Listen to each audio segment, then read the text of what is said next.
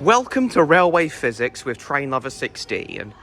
I'm at the National Railway Museum in York, and here in the Wonder Lab, they've got a display on how train wheels have to be a particular shape and size in order to work properly. So, let's see if we can make some train wheels that will work on these rails.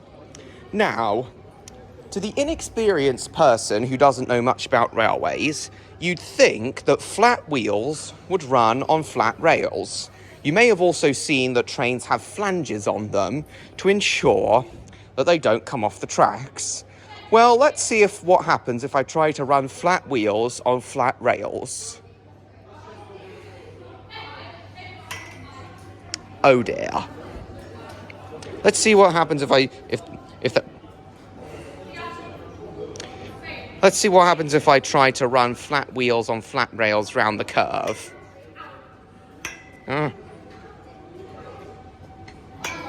They fall off immediately. You'd think that flanges would keep them on, but they don't.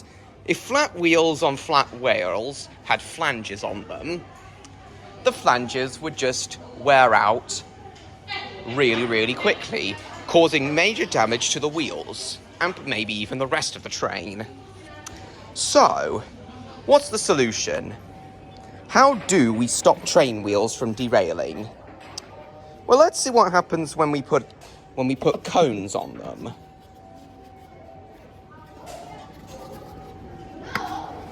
And for the sake of it, let's put the cones this way round. Oh dear, kind of awkward to do this while holding a phone. Let's see what happens if I try to run these wheels. I'm having to keep on pushing them back. Rubbish. Absolutely rubbish. So let's try turning the cones around the other way. Let's try turning the cones around. Let's see what happens now. A little bit better, but still can't quite stay on the rails. And that's because I've made the wheels too wide. See, train wheels have to be built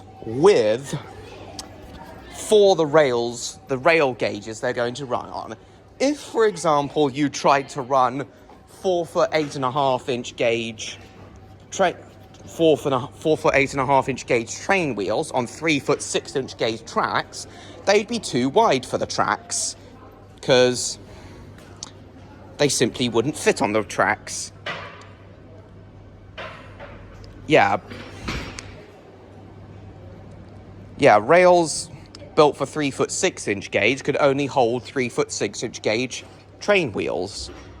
They can't hold wheels any bigger, any wider, or any narrower.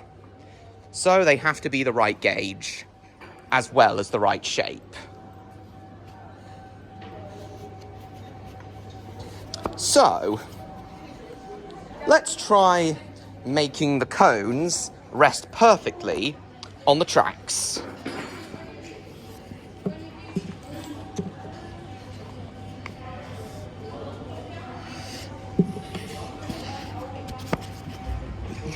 Let's see if this works. So it gets on the rails right. It still doesn't work because there's too little weight on this side, too much weight on that side. So this extra bearing sticking out here just makes the wheels fall over and flop onto the tracks like this. So this isn't no good. So train wheels also need to be perfectly balanced. So they need to be the right shape, the right gauge, and be perfectly balanced.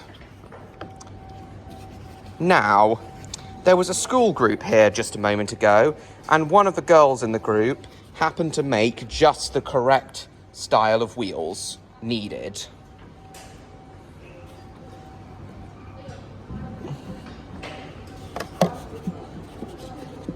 So, let's see what happens if I try to run these sorts of wheels. Let's see if these will work.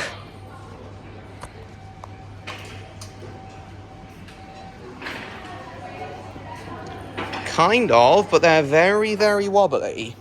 It's probably because the cones that are running on them are too big. So let's swap them out for smaller cones. See if that works.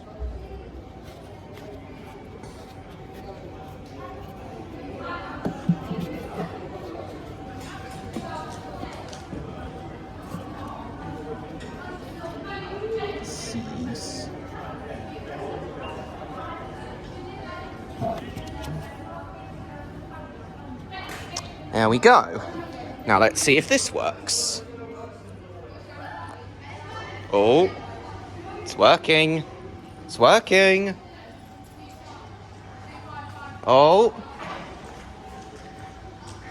And there we have it. It made it all the way to the end. So we had big bearings in the middle. The cone-shaped bearings that actually rode on the rails, and then the flatter bearings on the outside to keep the wheels balanced. Now you may have noticed on real trains the wheels still look flat. And that's true, but it is still a very, very subtle cone shape. In order to keep trains on the tracks, they need just the right amount of cone to them. Too much cone, and the train will just wobble off the tracks. Too little cone, and the train won't be able to go around corners, the flanges will wear out, and it will just fall off the tracks completely. So, it needs to be the right shape, cones, train wheels need to be the right shape, cones, they need to be the right gauge for the rails they're going to run on, so the right width for the rails they're going to run on. And they need bearings on them that'll keep them balanced and on the tracks. So, it's all about balance and physics.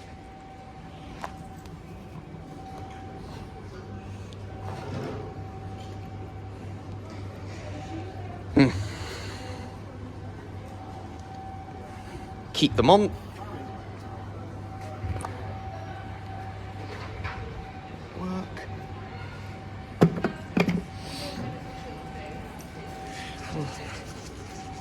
So yeah, make sure they don't... So yeah, balance and physics. Balance and basic physics is what keeps train wheels on the tracks at all times. Flanges are just there to assist the train wheels staying on the track. And stop that slight wobble you may have seen as just before the wheels fell back in the box.